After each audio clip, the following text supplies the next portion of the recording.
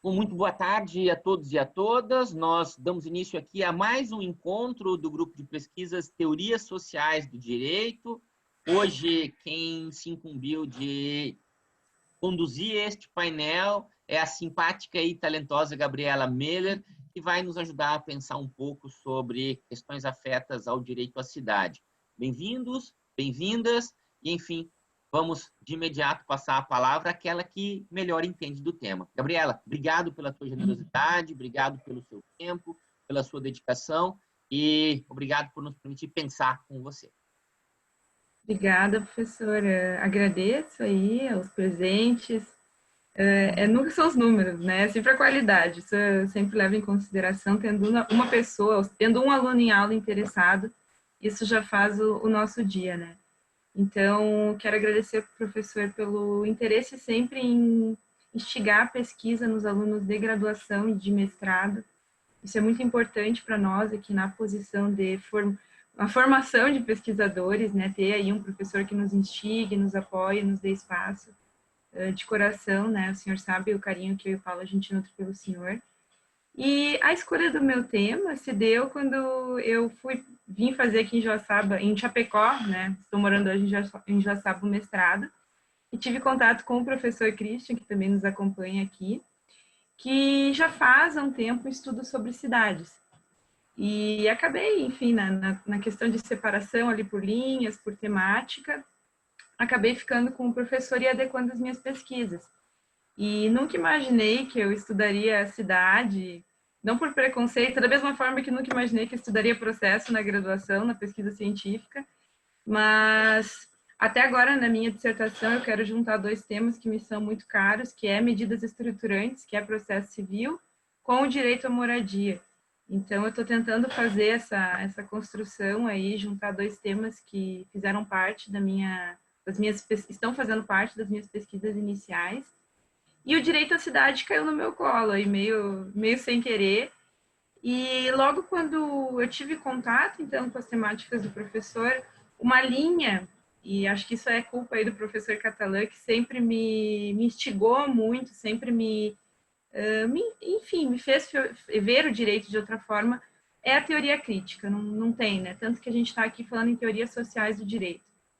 E o meu primeiro texto no mestrado que eu tive que ler e apresentar foi o Lefebvre. E foi sem querer, foi muito sem querer, foi num sorteio, eu achei o título interessante e pedi para o professor se eu poderia apresentar. E foi muito bacana, porque o Lefebvre até hoje, faz já um ano e meio que eu tive o primeiro contato com ele, e até hoje é um autor... Olá, Luísa, tudo bem? Até hoje é um autor que eu leio, releio e sempre descubro novas dimensões, novas oportunidades a partir da leitura desse autor. Ele tem uma construção muito ampla, muito profunda, ainda, né? E me coloco aqui na frente a vocês, o pessoal que já doutores, pesquisadores aí de carreira, já mestres. Ainda estou na minha construção, uma recente construção, né? Estou aprendendo, sempre gosto de deixar isso muito claro, fico feliz em dividir, ter esse espaço para dividir por isso. Mas é muito interessante. Qual foi a minha proposta hoje escolhendo o Lefebvre? O direito à cidade, ele é muito pouco conhecido. Todo mundo fala, todo mundo conhece. Eu até estava falando com uma orientanda esses dias e eu falei, você conhece esse termo, direito à cidade? Ela falou, já ouvi falar. Mas ninguém sabe da origem, ninguém sabe como ele surge, ninguém sabe em que contexto ele surge. E o mais interessante ainda sobre o direito à cidade, o modo como a gente utiliza ele hoje, como a gente ainda, né, continua na linha do urbanismo crítico, enfim, toda abordagem crítica, no direito também, sociologia, utiliza o direito à cidade, mas o modo como nós utilizamos é muito diferente do modo lá da fonte, que é o que o Lefebvre criou, né? Que ele é o criador, ele é quem realmente coloca esse termo aí na academia, né? Coloca para debate e também populariza, né? Porque não adianta também a gente só ficar aí em nível acadêmico falando sobre ele, mas o Lefebvre tem esse grande mérito e tem que ser reconhecido. E para a gente falar adequadamente, eu não gosto muito de adequadamente, mas para a gente falar aí com propriedade sobre o direito à cidade, nós temos que conhecer Lefebvre. E então convido a todos a conhecer um pouquinho desse termo, tomara que gostem. Eu me apaixonei, eu acho muito interessante, e hoje não vejo assim os meus estudos, pelo menos os que eu estou desenvolvendo no mestrado, no qual eu abordo cidade, não ter o Lefebvre no meio. Não citar o Lefebvre, então, no texto, não num artigo, não abordar ele de uma forma ou de outra, porque realmente ele tem um grande mérito aí dentro dessa construção, desses questionamentos aí que tangenciam a cidade. Tem, né, professor, que tem o Norberto, que estuda, que faz um estudo muito bacana, que está desenvolvendo um doutorado. Até gostaria que ele estivesse presente, porque eu sei que ele gosta muito de teoria crítica mas, enfim, depois eu quero conversar, quero trocar algumas ideias com ele de um texto que eu escrevi recentemente, sei que ele pode acrescer muito, mas em que pese aí, então, conhecermos esse termo, na academia, ainda aqui no Brasil, principalmente, é um termo pouco explorado. Nós temos poucos PPGDs aí que estudam a cidade a partir dessa abordagem crítica. E agora aí com o professor Christian, olá Maria Eduarda, tudo bem? Com o professor Christian, desde o ano passado, né, professor? Ele até ontem nós sentamos para conversar, ele disse, foi por você, Gabriela, foi por suas leituras aí que o nosso grupo está se aproximando de uma leitura crítica. E isso tem dado uma toada muito diferente para os nossos trabalhos, né, professor? Enfim, está sendo muito bacana, estamos levando isso para a graduação e trazer sociologia, né, trazer um pouquinho da crítica para a graduação, vejo que aí é um modo, né, de levantar uma bandeira no meio, algo que cada vez mais esquecido, né? Mas, enfim, sem mais delongas, então, separei um pouquinho só para realmente, como falei, vocês terem um pouco de contato com o direito à cidade, conhecer esse termo e, quem sabe, né, também desenvolver. Fica aí no ar para quem gostar. Mas, então, pessoal, como eu falava, o Lefebvre, então, ele é o criador, ele alcunha esse termo direito à cidade, e é através desse livro aqui, Direito à Cidade, que ele desenvolve, né, primeiramente, essa ideia e esse termo direito à cidade. Esse livro, ele é interessante, o sumário dele é só no que seria a seção, capítulo, enfim, 12, que ele vai escrever propriamente sobre o direito à cidade. Todos os demais capítulos, e vejam que é um livro essa minha edição aqui tem 140 páginas, é um livro pequeno, e ele é separado por várias seções de umas 15, 20 páginas, só que muito denso, muita informação. Para entender esse livro, tudo bem, Tamires? Para entender esse livro, eu tive também que me aprofundar em outras leituras dele, porque o Lefebvre, como é possível, de um breve estudo sobre o autor notar, a grande produção dele, acadêmica, em que pese ele ter aí vivido até 1991, ele morreu com 90 anos, a grande produção acadêmica dele é de 68 até 74. Então, é o auge dele ali, todas as referências feitas a ele nesse curto período. Digo curto período, mas um período muito rico, né? Poucos pesquisadores têm a graça de ter um período assim de vida, né? Um período tão intenso na produção. Então, o direito à cidade... eu falei no Norberto, ele veio. Norberto, estou muito feliz que você está aí. Eu sei que você é super referência no tema, tá? Qualquer coisa, pelo amor de Deus, me corrija. Então, enfim, a obra dele, Direito à Cidade, tem essa pequena seção onde ele entra propriamente no que seria o conceito do direito à cidade, mas o livro ele faz toda essa caminhada aí para culminar nessa proposta do Lefebvre. Então, o meu objetivo é falar um pouquinho dessa caminhada, alcunha aí, né, que chega a essa alcunha Direito à Cidade. Então, para entender, pessoal, o livro, né, eu vou falar um pouquinho sobre o autor e o contexto social desse livro. Esse conceito, então, Direito à Cidade, ele é produzido no contexto bem peculiar da Revolução de 68, né? Então, existe na França, ele é um francês, logo chegaria lá, mas ele é um francês, e existe todo um ambiente acadêmico, então, propício para a construção desse tipo aí de proposta que é o direito à cidade.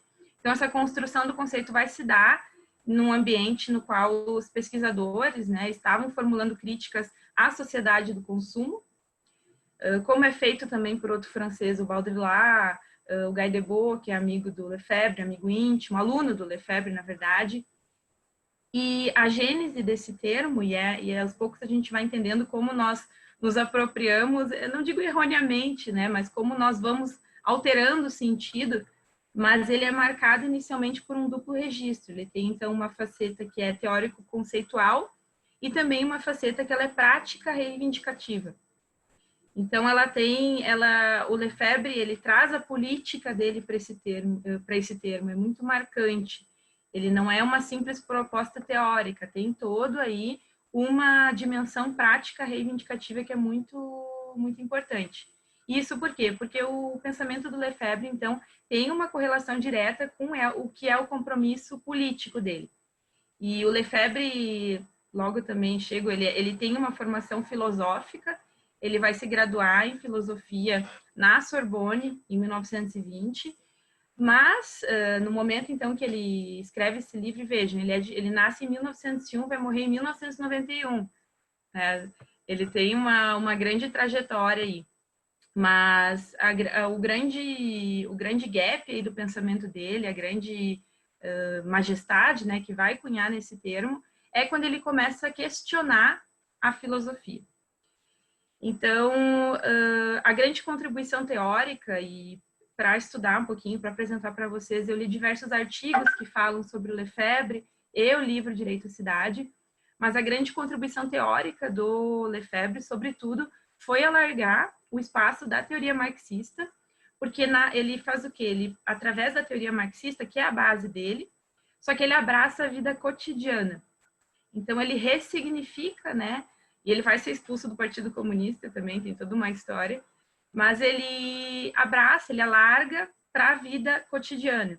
E isso se dá no ambiente que ele viveu, que é o século XX, né? Então, esse alargamento aí se deve a essa vivência diferente, as propostas teóricas diferentes que nascem, né, no correr do século XX, até pelo novo contexto social que se apresenta.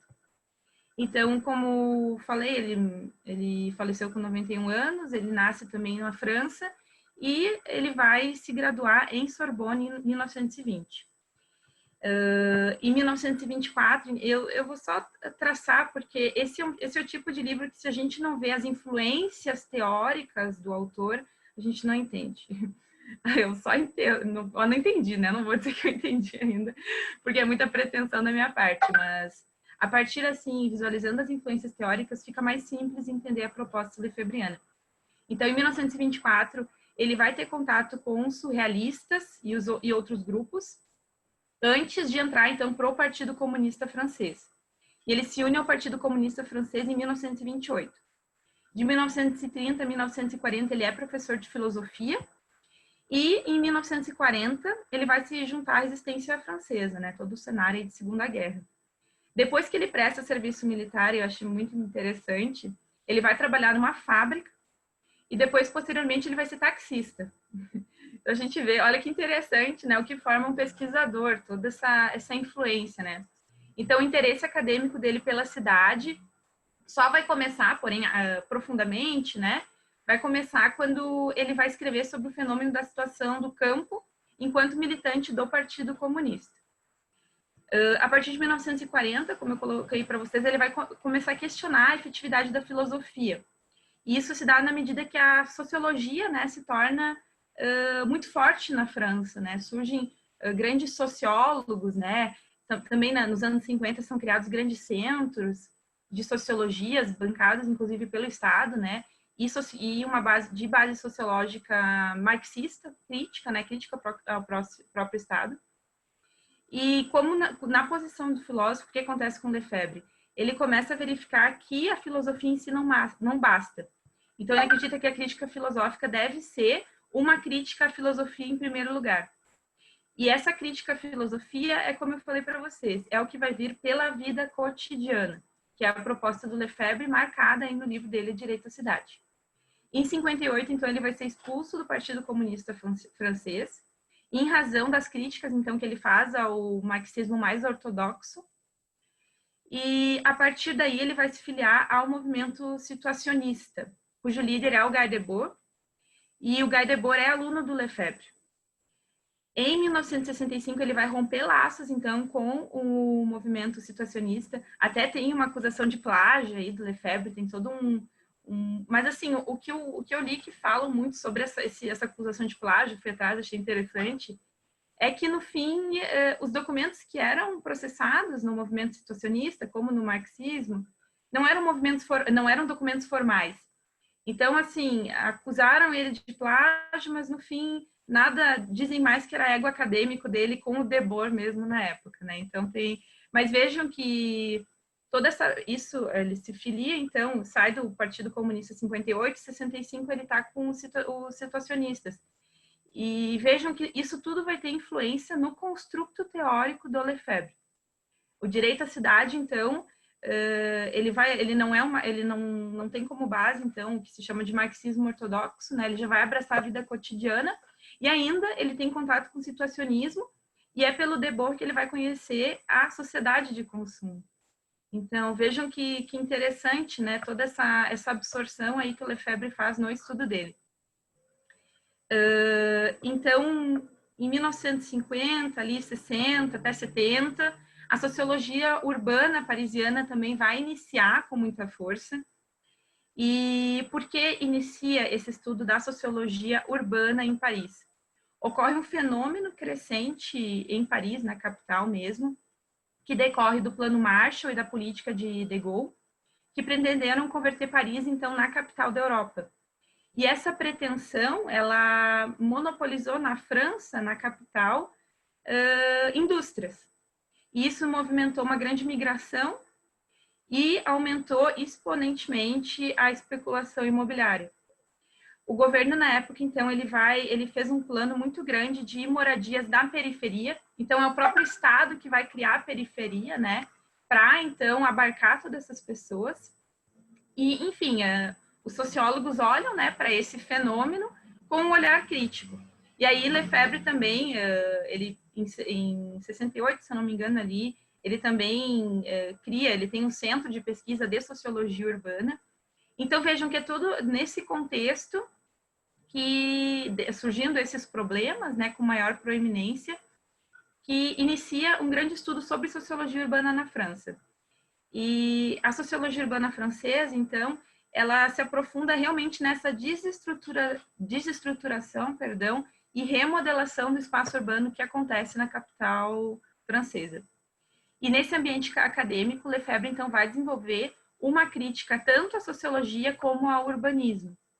E é muito interessante porque chamam Lefebvre do pai do urbanismo funcional, porque ele realmente, como ele vai criticar, e ele traz isso no livro dele, As Ciências Parcelares, né? A grande crítica que ele faz é ao urbanismo. Ele fala que é uma ciência racionalizante, que racionaliza o espaço, enfim. E então a proposta dele é realmente a criação de um urbanismo funcional. A principal crítica, então, que parte Lefebvre, né, a análise dele, é verificar, então, que a organização da cidade, ela está colocada na atualidade, né, e ainda continuaria, a crítica dele é muito atual para o que vivemos hoje, e ainda, enfim, isso vai ser explicado. Mas a gente vive, então, em funções sociais compartimentadas, que é o trabalhar, habitar, consumir, educar, distrair.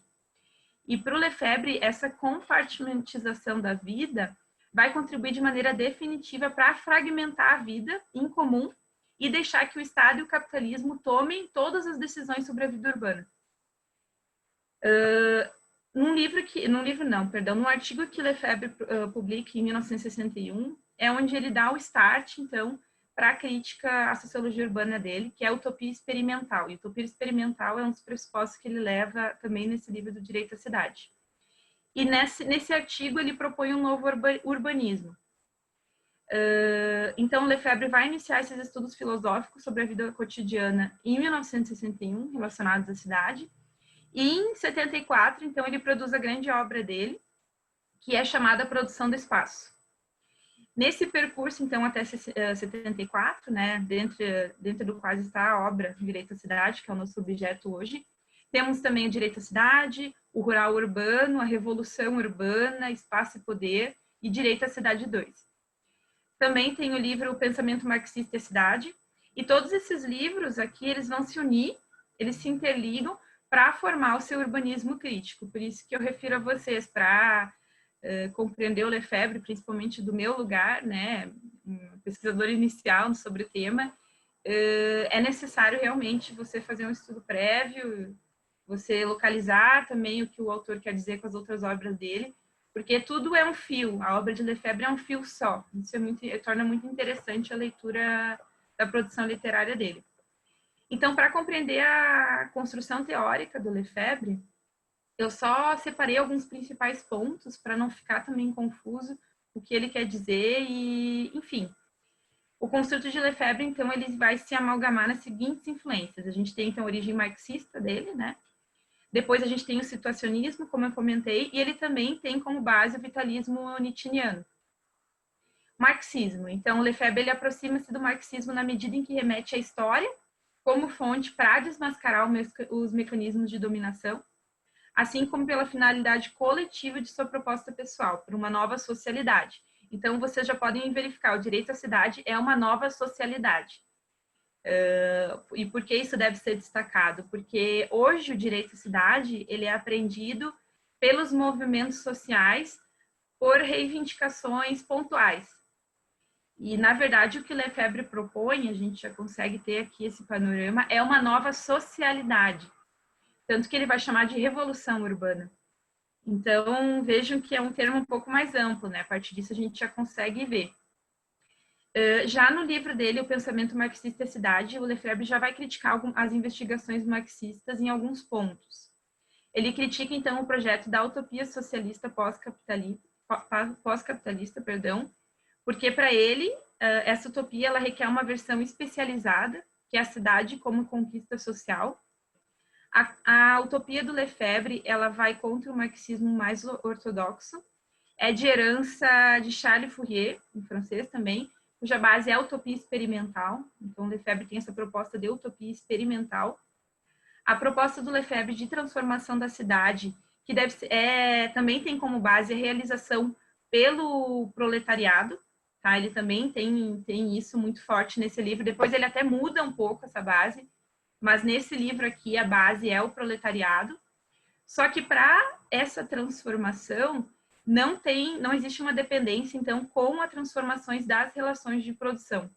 Então, vejam que aqui a gente também já tem uma diferença com o marxismo. Para o Lefebvre, a recuperação da cidade ela não é uma conquista natural, que advém da ditadura do proletariado, mas é algo que implica a organização ativa e imediata dos habitantes. Então, a gente já faz essa diferença. O modo de habitar, e até ontem o professor Queixo a gente falava sobre isso, ele tem uma proposta mais poética do habitat, que se aproxima mais de Heidegger. Então, também já temos uma ruptura aí com o que é o marxismo mais ortodoxo. O Lefebvre ele também vai propor, e isso é muito forte quando a gente lê esse livro dele, é o direito à cidade. A proposta do direito à cidade tem como objetivo reinstalar o valor de uso. E esse valor de uso, na literatura marxista, a gente tem contato, né, o que é o valor de uso, valor de troca e valor de uso, mas o valor de uso que o Lefebvre propõe é diferente e se volta mais à proposta do situacionismo. O valor de uso, então, ele tem uma referência direta aos textos de Guy Debord. O habitat, então, ele vai ganhar uma forma de criatividade e espaço lúdico. A ruptura, e aqui a gente já começa a entender, vou só passar um pouco para vocês, a ruptura, entretanto, mais profunda do Lefebvre, e que vai culminar na expulsão dele do Partido Comunista Francês, é a leitura que ele faz sobre a Comuna de Paris. E para o Lefebvre, o que fica muito, muito claro, a leitura que ele faz, o modo como ele faz, é que a revolução não tem como centro as fábricas, mas as ruas, a apropriação das ruas. A Comuna de Paris, então, ela não vai surgir do sentimento de recuperação dos meios de produção, mas da recuperação das ruas. Então, e toda essa leitura que ele faz, eu até iria comentar com vocês, mas vai ficar muito longo e eu não quero ser longa aqui, eu quero apresentar para vocês um conceito, não é... Mas ele, para quem não conhece, aqui no livro ele fala sobre o Barão de Haussmann, a Paris que se vocês já visitaram, a Paris das ruas largas, dos prédios cinzas, não é uma Paris romana, né? É uma tendência romana, não é algo natural, né? É algo que foi construído pelo Barão de Haussmann, a pedido de Napoleão Bonaparte. E Lefebvre toma, e toda essa construção, para falar por cima, assim, ela vai culminar na expulsão da classe proletária para subúrbios. Por quê? Porque é uma cidade bonita, não pode ter proletário no meio, né? Basicamente, esse é o pensamento do Haussmann. E, além de tudo, quando Paris ela é construída com aquelas ruas muito largas, né? Aquelas grandes avenidas, por que ela é construída assim? Porque, e isso Lefebvre fala, para a polícia ter controle do espaço. Então, assim, o Lefebvre, isso nunca tinha sido criticado, isso nunca... Tanto que a gente tem depois um outro urbanista muito famoso em Nova York, agora Moses, alguma coisa Moses, que ele faz uma releitura e ele vangloria muito Haussmann, em 1940 isso. E ele constrói a Nova York também, que conhecemos hoje, com base em Haussmann, em 1940.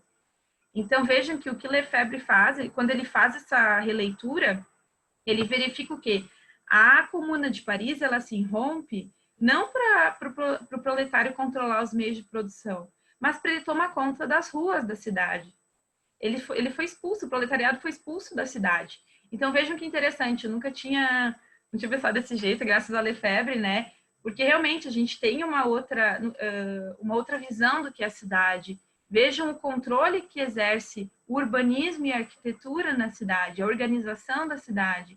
Veja como tacitamente a gente aceita essa organização, a gente não vê nada errado. Eu lembro quando eu apresentei esse Haussmann, essa história do Haussmann no mestrado, eu até coloquei para os colegas, né, o que achavam de Paris, bonita, legal, bacana, né, aquelas cafés, as lojas, e todo mundo acha maravilhoso, né, meu Deus, é romano, aquilo parece tão antigo, né, ninguém acredita que aquilo tenha sido construído tão tardiamente, e foi isso que aconteceu. Então, o Lefebvre, esse é o ponto, e por que eu faço questão de falar isso para vocês, porque é dessa releitura que ele é então expulso do Partido Comunista, e a crítica dele surge. Bem, não, o proletariado ele quis recuperar as ruas, o seu direito de habitar. Ele foi expulso da cidade, ele não faz parte da cidade, ele não está tão preocupado, não é nem se preocupado, porque para Lefebvre ele ainda vê a importância da recuperação do controle dos meios de produção. Mas nesse ponto o Lefebvre verifica algo diferente, né? Então por isso que a vida cotidiana é reapropriar-se da vida cotidiana. O proletariado não faz parte da vida cotidiana. E, enfim, eu gosto de comentar porque eu acho muito interessante essa história.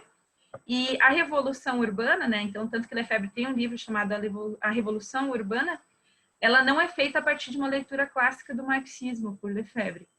Mas a revolução ela vai se fazer por meio, então, dos movimentos proletários, no sentido de retomada da vida cotidiana. Então, outra influência muito grande do Lefebvre é o movimento situacionista, com Debord, com quem ele discutiu, então, o capitalismo, como o capitalismo, então, aliena a vida cotidiana, atomiza as pessoas e as converte em consumidores isolados, porque essa proposta o marxismo não conseguiu ainda ter, né, do consumismo. Então, com o Debord, ele consegue ter e se torna muito interessante, tanto que um dos pequenos artigos, né, professor, que o senhor deu espaço, dá espaço para a gente produzir, é muito bacana, dizer só assim que a gente se força a fazer aquela produção, foi a cidade como consumo, né? Então, tem tudo a ver com essa proposta aí lefebriana. Por fim, temos o vitalismo de Nietzsche, que é uma grande influência, e agora eu já começo a falar do livro, não vou me alongar, mas o vitalismo de Nietzsche, por quê? Porque o Lefebvre ele vai fazer uma crítica muito grande, né, como um bom filósofo, ao humanismo clássico, né? Ele é um filósofo, mas como disse, ele critica o modo de filosofar tradicional. Então ele faz essa crítica ao humanismo clássico.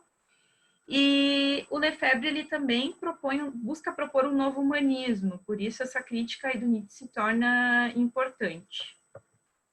E por que ele quer, né, propor um novo humanismo? Porque para ele resgatar o homem como agente e destino da transformação da cidade. Uma crítica ao humanismo, então, não leva a uma desconfiança no que é o humano, mas por ver o homem, né, como um motor aí de mudanças. Então, o livro, pessoal, que eu também prometo que mais uns 20 minutos aí, também não vou tomar muito tempo e a gente já termina, que eu quero ouvir vocês também. Em um ambiente, então, pós-Segunda Guerra, o Lefebvre observa que é nas cidades que ocorre a subjugação do homem pelo homem, e é nas cidades que o desenvolvimento capitalista é impulsionado pelo afã da acumulação através dos produtos urbanos. Então, o Lefebvre constata como a cidade vivida e sentida vai desaparecendo, ampliando-se e desestruturando-se, forjando uma realidade no qual o urbano é o determinante globalizador. A sociedade atual é cada vez mais urbana. Isso, vamos entender esses conceitos, porque ele faz uma diferença entre urbano, cidade, era urbana, né, que é o que ele propõe. Então, assim, eu mais ou menos construí a minha fala de acordo com os capítulos do livro, tá? A burguesia industrial e financeira, então, abandona o consumo improdutivo e privilegia o consumo produtivo. Lefebvre denomina como a sociedade do consumo, e ele chama essa sociedade como a sociedade do consumo burocrático dirigido. E essa sociedade do consumo é a sociedade urbana e industrial, que faz da classe operária, então, uma produtora e consumidora das mercadorias e do espaço mercantilizado, né? Então, vejam, além das mercadorias, consome-se também o espaço. Isso para o Lefebvre é muito nítido. Por exemplo, o acesso à moradia dos proletários resolveria o problema do habitar. O Lefebvre faz uma diferença entre habitar e habitar. Porém, tende a centrar as preocupações políticas dos proletários no direito de propriedade, afastando-os da relação anticapitalista. Por essa visão, então, o habitar é substituído pelo habitar. O habitar se trata de uma atividade social que confere aos cidadãos identidade urbana e através do qual são habilitados para participação na política. Com o processo de urbanização, o habitar ele vai se reduzir a ser apenas a ocupação de uma vivenda, se convertendo em uma função separada da atividade política. Então, o urbanismo, a arquitetura e as demais ciências, na forma como tradicionalmente são colocadas, eram vistas por Lefebvre como ciências parcelares incompletas, né? Por isso que ele propõe aí um urbanismo funcional. E essas ciências, elas vão destruir, então, a prática urbana, impondo coerências lógicas tanto ao Estado como ao privado. Por muito tempo, então, o espaço ele foi abordado, né, até chegar a Lefebvre, como um receptáculo vazio e inerte. Acho muito interessante essa ideia dele. Um espaço neutro, transparente, objetivo e definido. Essa afirmação é apenas uma ideologia produzida pelo capitalismo para Lefebvre. Tanto que ele tem um livro chamado A Produção do Espaço, para quem gostar dessa temática. O espaço ele é, na verdade, um produto social, uma construção social complexa, então, que afeta as percepções espaciais. A produção social do espaço é comandada por uma classe hegemônica como ferramenta para reproduzir o seu domínio. Então, para Lefebvre, né, a partir do que é colocado, a cidade ela vai ser uma para a gente entender a diferença entre cidade e urbano, para quando eu falar também. A cidade, então, ela é a morfologia material espacial e é o presente, para Lefebvre. Morfologia material espacial é presente. O urbano, para sua vez, para Lefebvre, é a morfologia social, representa o futuro, pois é a dinâmica construída pelo pensamento. Então, mesmo que exista essa distinção para Lefebvre entre cidade e urbano, um não existe sem o outro, né? Ele sempre toma esse cuidado, ele faz essa distinção, mas ele diz que não é algo que tem que ser colocado como âmbitos distintos, porque essas diferenças que existem, ela tem que ficar muito claro que o urbano ele não dispensa uma base prático-sensível sem uma morfologia. Tanto que o Lefebvre fala no livro que as cidades, como que as cidades, não é as cidades acabaram, eu já chego lá, mas ele diz que as cidades morreram, mas o urbano sobrevive, porque uma coisa é a cidade, a morfologia espacial, né, material, e outra coisa é o urbano, que é uma ideia, um futuro. Tanto que a proposta lefebriana, ele chama de um urbanismo virtual, existe uma virtualidade. Ele busca, através dessa construção dele, um novo tipo de urbanismo. Então, o urbanismo ainda está em sua virtualidade, porque esse urbanismo ainda não existe, e hoje ele diria a mesma coisa, ainda não existe. E ele dirige uma crítica, então, à cidade e ao urbano, praticados aí no decorrer do século XX, né, que tem como base aí a industrialização. Então, parte-se do pressuposto, então, desse urbanismo como virtualidade. Por quê? Porque nas cidades atuais, o Lefebvre ele não consegue encontrar um urbano que esteja de acordo com a sua proposta de valor de uso. Então, uma primeira definição da cidade, a partir do que é falado, aborda como projeção da sociedade sobre um local. Isto é, não apenas sobre o lugar sensível, mas sobre o plano específico.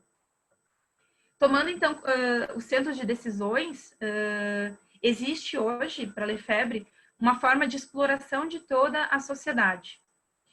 Isso quer dizer que a cidade ela não é um lugar passivo de produção ou de concentração dos capitais, mas sim que o urbano intervém ativamente na cidade para ela ser, então, um local de exploração de toda a sociedade. Então, a cidade, para Lefebvre, cumpre um papel na reprodução das relações de justiça e perpetuação de desigualdade. Os tradicionais, então, discursos bem intencionados, no sentido, então, de melhoria da cidade, isso a gente vê muito quando estuda gentrificação, né? Principalmente o colega Norberto também, que estuda essa temática, são sempre ambivalentes, né? Políticos intelectuais, então, vendem boas intenções que normalmente geram efeitos perversos. Uma suposta racionalidade científica, então, presente também no urbanismo, justifica e pulveriza o espaço com um ânimo regulador. Então, essa aparente racionalidade que existe expressa, na verdade, uma organização que culmina num espaço abstrato que afasta uma profunda análise das relações sociais implicadas na produção. Para Lefebvre, então, o espaço de uma ordem se oculta na ordem de um espaço. O espaço de uma ordem se oculta na ordem de um espaço, né? Então, é uma crítica a essa racionalização que a gente vive. Então, assim, a partir do século XVIII, o capitalismo e a industrialização convergem num processo dialético entre o urbano, que é o desenvolvimento de socialização, e a industrialização, que é o crescimento e a produção econômica, que vão tender à culminação da era urbana.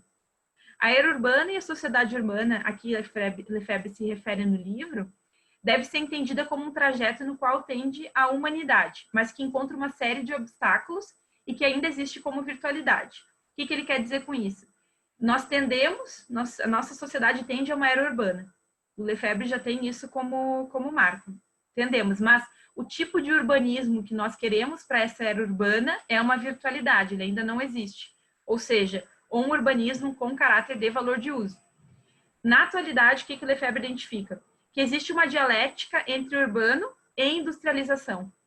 E essa dialética entre urbano e industrialização é um ponto crítico, então é algo ruim, é algo que impede, então, que nasça uma crítica, né? Enfim, e esse processo dialético, ele afeta diretamente a vida das pessoas. Por quê? Porque esse processo dialético entre urbano e industrialização produz um urbano despreocupado com a qualidade de vida das pessoas. E o Lefebvre destaca, né, como na própria crítica dele de produção do espaço, que esse processo dialético não é natural, ele tem vontade, ele tem uma potência por trás dele, existe uma classe que está ativamente contribuindo, colaborando para que essa dialética exista. Deixa eu só ver aqui para a gente também não ir muito além. Então, só para entender também, pessoal, essa proposta dele do valor de uso, não quero deixar de falar para vocês, da onde que surge. Para Lefebvre, até o início do capitalismo, as cidades eram muito mais obra, então estavam muito mais baseadas no valor de uso do que no produto, né? Com o capitalismo, então, as cidades se tornam produtos. Antes da industrialização, a cidade era o centro da vida social e política. E no livro ele faz todo um percurso histórico, assim, ele faz toda uma análise histórica para fazer essa afirmação, né? A indústria, então, ela inicia sendo instalada fora da cidade, e a indústria é que passa a desenhar as nossas cidades, né, a partir do capitalismo. Então, vejam, toda a nossa cidade, ela não é construída pro cotidiano, para a qualidade de vida. Ela é construída para as indústrias, pro capital, para a venda, né? Então, desde o capitalismo, a indústria passa a produzir os centros urbanos. A indústria, então, ela se apodera da cidade e remaneja a cidade segundo as suas necessidades. Então, vejam que é o urbano, né? Esse urbano aí, essa dialética urbana e industrialização, que permeia na cidade e produz essa cidade voltada às indústrias. Então, o principal marco disso é o fato que a terra ganha valor de troca. E nela, a localização se torna um dado fundamental, né? E aí também temos aí a grande problemática trazida pela gentrificação. O Lefebvre, ele traz no livro alguns exemplos, ele traz isso, a gente poderia reatualizar essa obra dele com os exemplos, né? Mas, então, nesse ponto crítico que o Lefebvre fala, que é a dialética em urbanização e industrialização, ocorre um fenômeno chamado implosão e explosão das cidades. Concentrações urbanas, então, tornam-se gigantescas, as cidades implodem, e, de outro lado, muitos núcleos urbanos se deterioram, explodem. E as pessoas se deslocam para periferias distintas, residenciais ou produtivas. E o Lefebvre também, ele identifica, né, que cada local tem essa dialética, se apresenta de um modo, né? Por exemplo, em alguns locais os centros são deixados para os pobres, em outros locais não, os centros são deixados para os ricos. Então ele diz que essa dialética, ela produz efeitos diferentes dependendo da espacialização. E essa situação, essa dialética, então, faz nascer essa contradição crítica, a tendência para a destruição da cidade e a tendência para a intensificação do urbano e da problemática urbana. Até hoje, tanto na teoria como na prática, esse processo duplo não foi dominado. O Lefebvre tem isso como norte. Eu vou pular aqui, olha, o Lefebvre é maravilhoso, tá? Eu não vou conseguir falar tudo, eu sabia que eu não ia conseguir falar tudo, mas eu vou pular para o conceito do direito à cidade, já que a gente já teve essa base, e eu acho que é possível a gente já entender, né? E a minha proposta é apresentar um pouquinho para vocês. O direito à cidade, então, pessoal, assim, resumindo, então, vejam, a revolução para Lefebvre, ela é urbana, ela não é uma revolução aí de controle dos meios de produção, mas o direito à cidade, ele é a restituição da visão da totalidade e a luta contra a alienação da vida cotidiana. E eu não sei vocês, tá, pessoal, mas do meu... E é por isso que eu sou apaixonada pela teoria crítica, eu sempre falo professor crítica, eu não consigo me afastar, porque pensem em vocês, como vocês olham para a cidade de vocês. Pensem os grandes empreendimentos que saem, as reformas. A gente até discutia, né, professora, aqui mesmo em Joaçaba, nós tivemos a cidade, ela em si, ela é muito igual. Até eu conversava com o professor os processos de gentrificação aqui, a gente queria fazer um estudo empírico, né? E ele falou que, e observando até que não temos tantas disparidades, mas existe uma vila aqui, que é a mais pobre, e tinha uma proposta da prefeitura de fazer uma revitalização desse local. E é muito bonito, né, professora? A gente viu, nossa, muito bacana. Só que daí a gente teve a oportunidade de estudar gentrificação e a partir da crítica decolonial, e foi muito interessante. E essa revitalização, né, é sempre um nome bonito, né? Ela deixaria todas as casas do mesmo modo. Assim, pessoal, ela colocaria uma visão racionalizante, que é a visão que nós temos, né? A visão racionalizante imporia àquelas pessoas a visão racionalizante. Então, vejam, o direito à cidade, né? Quando a gente começa a olhar para a nossa cidade com esse olhar crítico e ver tanto que o privado como o próprio Estado produz, né? E essa é a grande crítica do Lefebvre às ciências parcelares, às ciências racionalizantes do urbanismo, da arquitetura, da ciência política, é esse descuidado com a vida cotidiana, né? Então, para o Lefebvre, se parte desse princípio que as cidades estão mortas. Como eu disse antes, a cidade está morta. Entretanto, o urbano persiste como virtualidade. A gente tem como pensar o urbano, a gente tem como propor uma nova proposta, né? Propor uma nova proposta de urbano. E assim, quando o Lefebvre fala disso, isso fica muito claro no livro, ele não fala num retorno para as cidades tradicionais, porque ele até critica muito, né? Ele tem uma crítica muito grande a essa turistificação, né? Existe esse fenômeno aí, que é os países, principalmente os europeus, mas temos aqui também no Brasil vários, que é esse ódio às cidades antigas, né? E eu confesso que eu acho lindo, mas enfim, é um lugar para consumo e consumo do lugar, né, pessoal? Sejamos coerentes, né?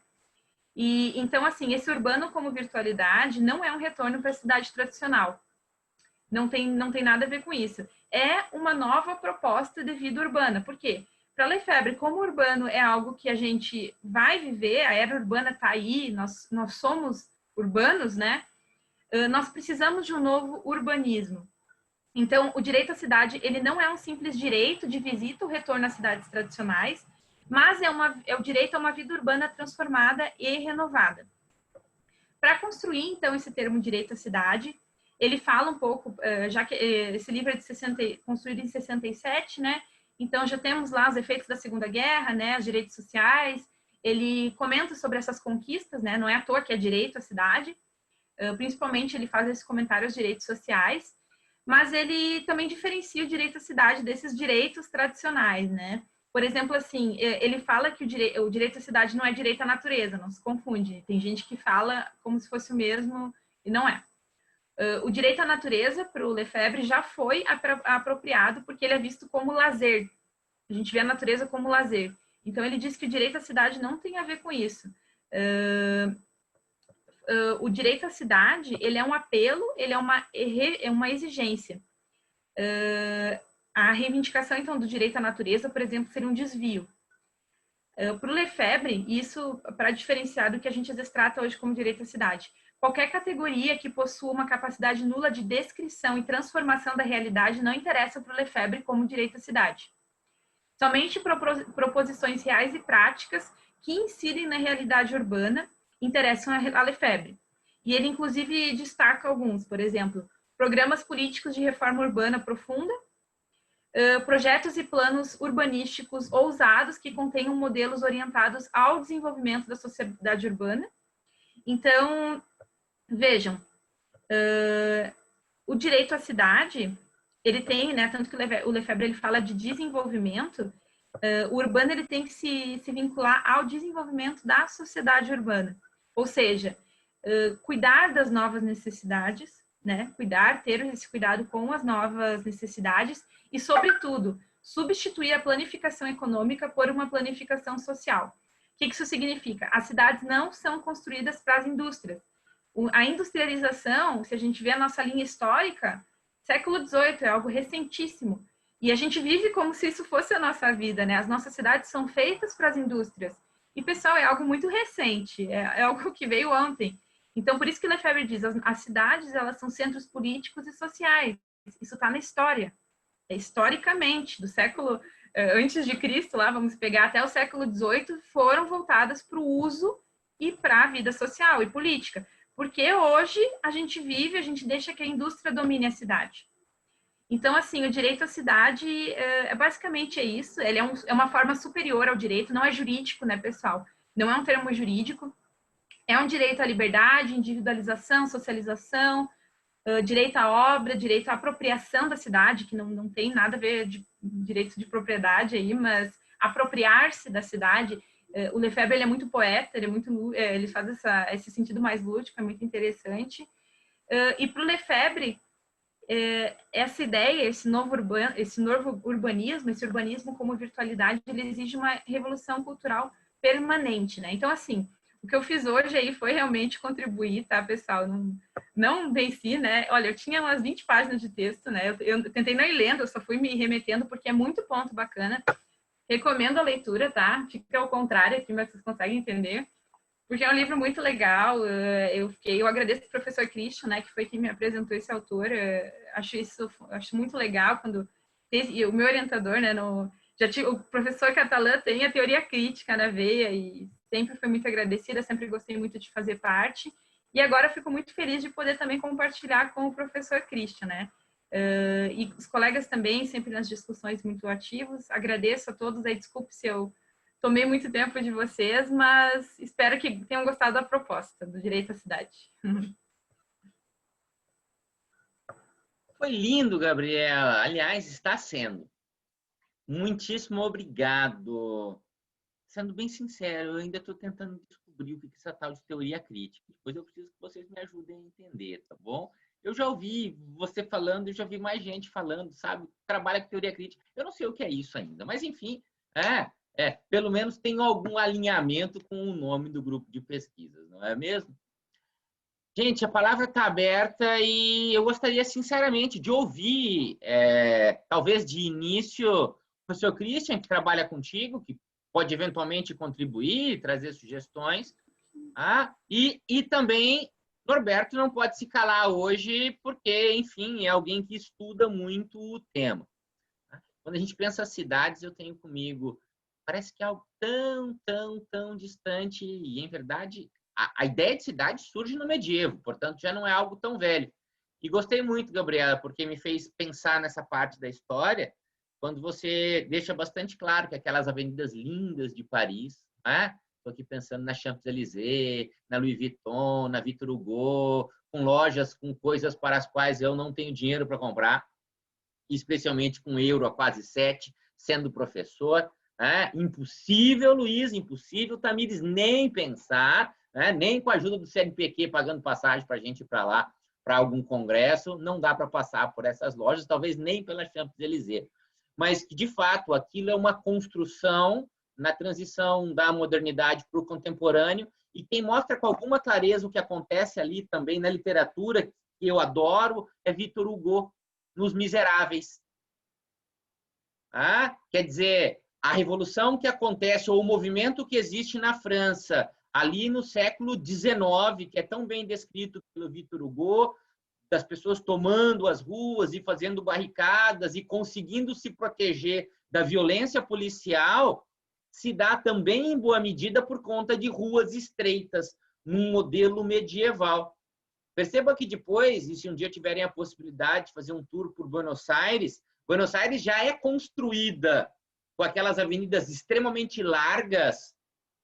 A avenida mais larga do mundo está em Buenos Aires, ali na região do Obelisco, exatamente pensando em potenciais levantes populares e na facilidade de o Estado, com a sua mão forte, talvez com o seu braço armado, polícias militares, não deixa de ser um braço armado, aquele que deveria servir e cuidar da população, muitas vezes se volta contra ela. Aliás, Luísa já nos mostrou isso aqui, Tamires já nos mostrou isso aqui, Marcele, na outra ocasião, já mostrou também para a gente do TSD, só o que eu tenho numa memória recente, em outras situações esse tema também já esteve aqui em debate, mas aquela cidade maravilhosa que parece pensada para as pessoas, para turistas, leia-se, não o foi. É pensado em termos de segurança do próprio Estado. Mas, enfim, me calo na minha ignorância porque eu consigo chegar até aqui, não me permito avançar para ouvir os colegas que certamente têm mais a contribuir do que eu.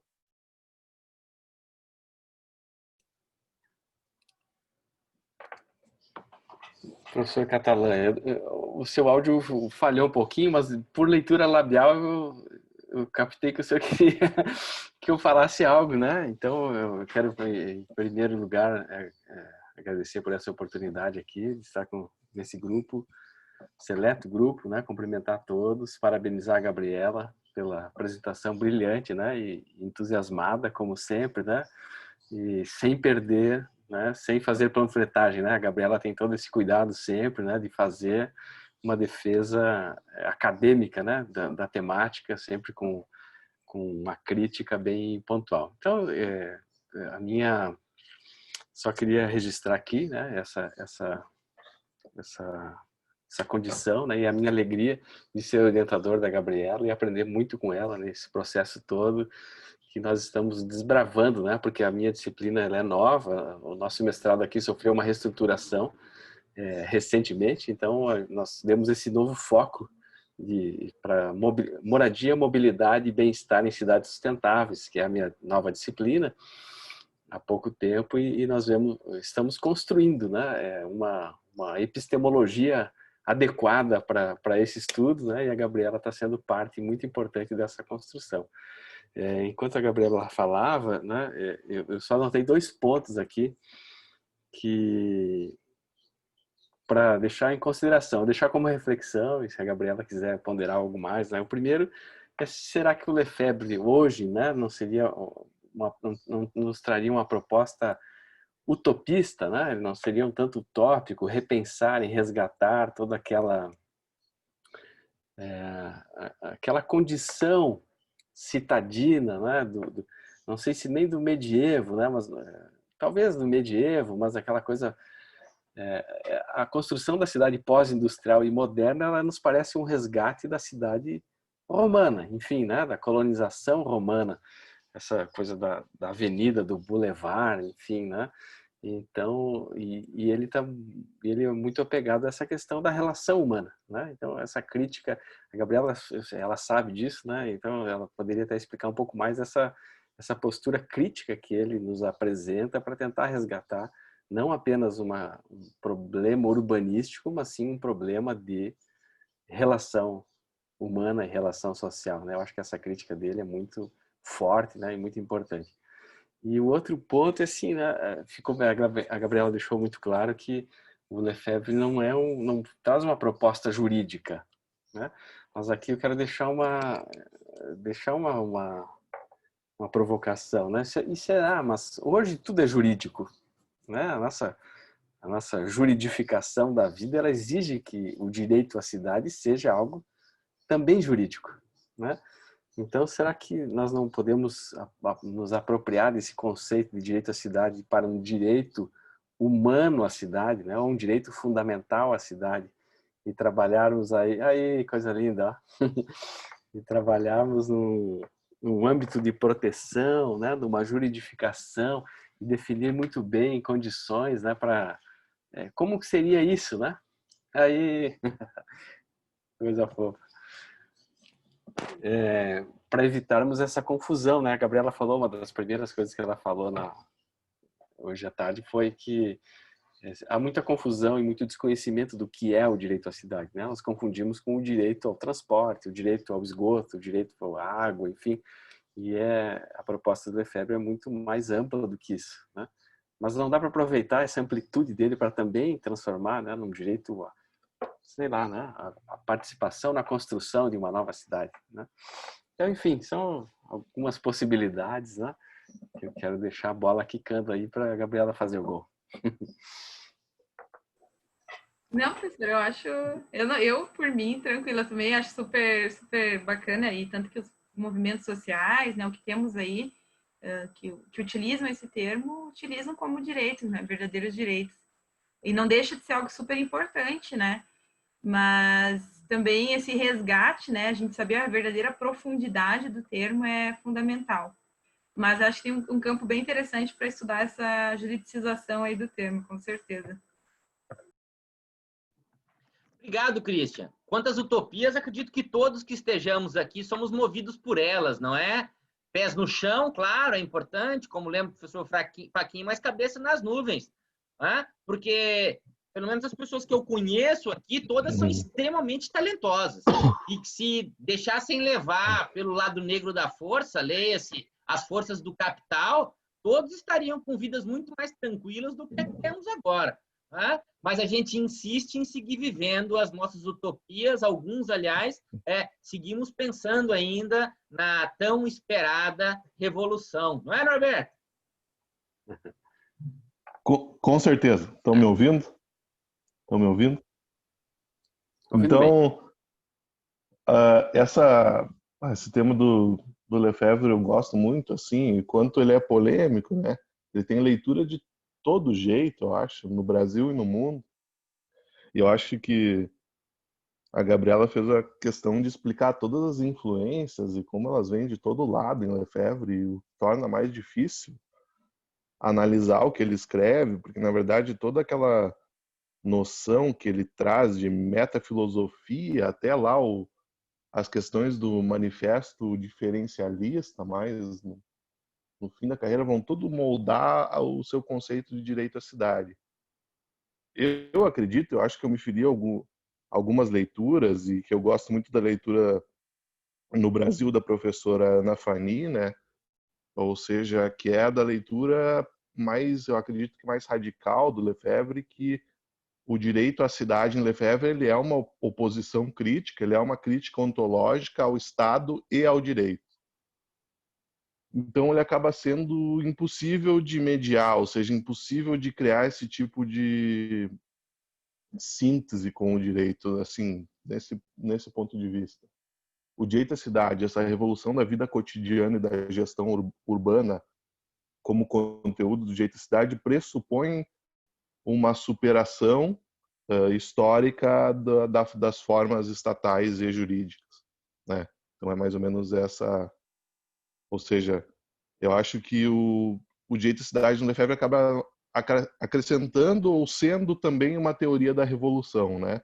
Muito se discute sobre o papel do Estado numa possível revolução, mas o Lefebvre, eu acho que acrescenta aí o papel da vida cotidiana também como um aspecto central, ou seja, que não adianta nada talvez tomar o Estado se a gente não conseguir produzir uma intensa democratização da vida cotidiana. Mas aí, dentro dessa leitura, existem também leituras que colocam, de certa forma, ela como uma crítica do Estado, uma crítica total à planificação estatal, e nesse sentido somente autogestionário ou de uma cidade de uma participação intensa, e é claro, isso é necessário, mas aqui eu acho que, e até no fim do texto do Direito à Cidade, lá nas questões que são, é mais um resumo, uma síntese, eu acho que o Lefebvre faz, que são as teses sobre a cidade, lá bem no fim do livro, uma delas, acho que é a quinta ou a sexta, ele escreve que como é necessária uma planificação da vida cotidiana, ou seja, uma distribuição mais igual da vida cotidiana, ou seja, uma produção de diferença horizontal na vida cotidiana, mas também isso é impossível sem uma força política e social que vá a promover. Ou então, ele, de certa forma, aí volta a abrir espaço e para a necessidade de uma planificação estatal. Ou seja, ele é muito crítico à ditadura do proletariado, mas ele sabe que algumas coisas ainda são necessárias. Ou seja, alguém de fato precisa fazer algumas desapropriações, né? Alguém de fato precisa promover ou, de certa forma, criar espaço para que haja democratização da vida cotidiana. Sem isso, eu acho que a gente acaba restrito a, talvez, a produção de formas diferenciadas de vida, que são questões importantes, ou formas diferenciadas de produção urbana, não necessariamente rompem com o paradigma ou a ideologia urbana, né? E mais do que a distribuição desigual dos urbanos, que é mais a questão urbana, né, que foi escrita, inaugurada pelo Castells, mas quando ele fala em direito à cidade, é necessariamente esse poder de tomar conta da cidade, ou seja, essa apropriação ou necessidade de reapropriação da cidade. E por isso que eu acho que servindo ou não, concordando ou não, eu acho que eu vejo na teoria dele, do direito à cidade, que ele propõe essa necessidade de reapropriação da cidade. E isso é importante, que não se dá só nos aspectos fenomenológicos que ele coloca na sua noção de produção do espaço vivido, percebido ou concebido. Não, isso eu acho que é também da questão essencial, que é a desapropriação da propriedade privada dos meios de produção. Né? Eu acho que eu acabo tendo essa leitura um pouco mais marxista do Lefebvre, outros não, mas eu acho essencial porque eu acredito que essencialmente a noção de produção dele não é aquela de O Capital, é mais ligada aos manuscritos de 58, ou seja, uma noção de produção mais ampla, que não está necessariamente ligada à produção de capital, mas, ou seja, as nossas relações sociais são todas mediadas para produzir mercadoria. E a cidade é uma delas, a moradia é uma delas. Ou seja, a gente não produz mais casa para viver, a gente produz casa para vender.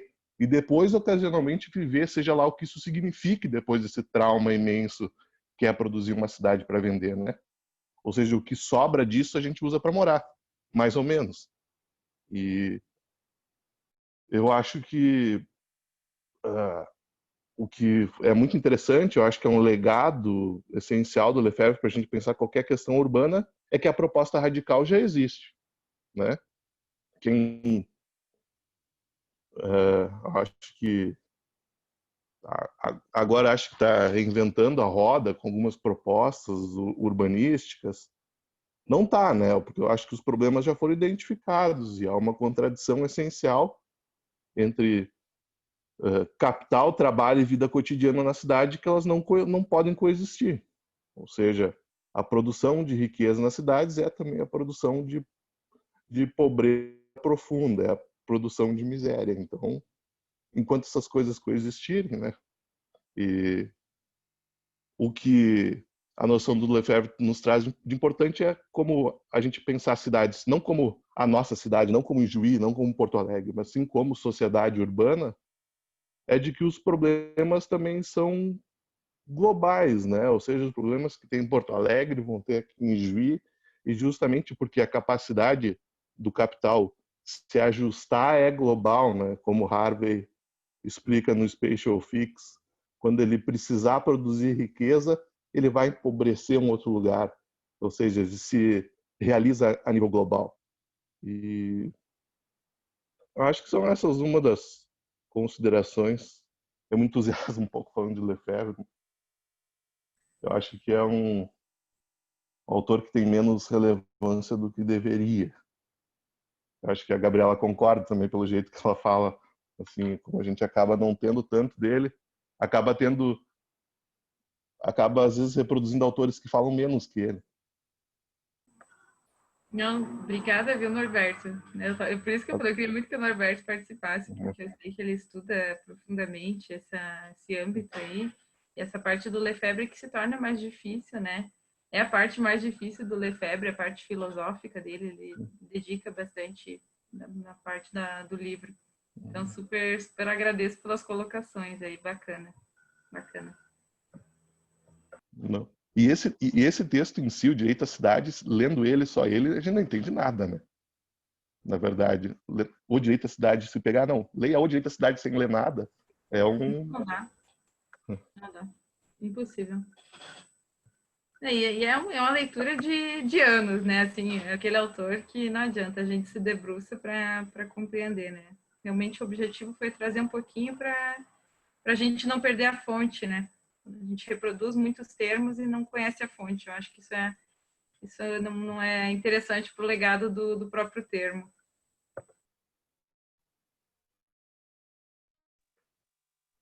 Pessoal, a palavra segue aberta. Obrigado, Norberto. Como sempre, tuas contribuições são cirúrgicas. Aquelas que rasgam a carne sem anestesia. Nos fazem pensar por longa data.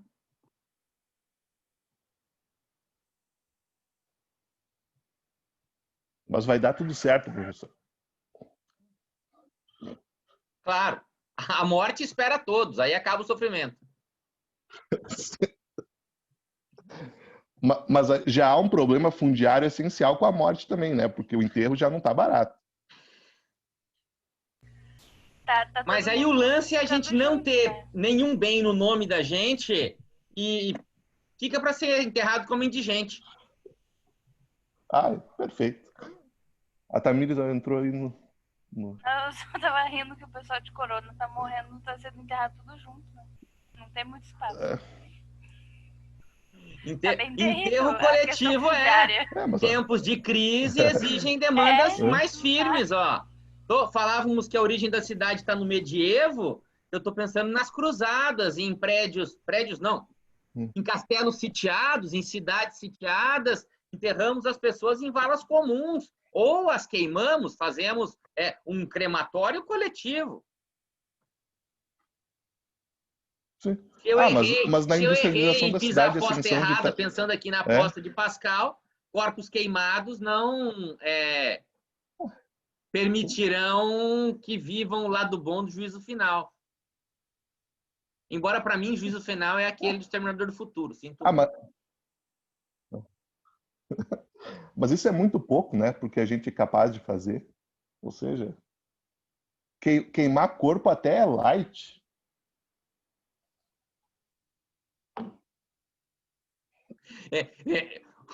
Muito bom. O Benedito nos lembra. Pô, professor, não é um bom momento para a gente falar em queimada, né? Benedito, eu acho que não tem nenhum eleitor do Bolsonaro aqui, tá bom? Bom, a gente vai descobrir agora. É? Minha homenagem aos bolsominions.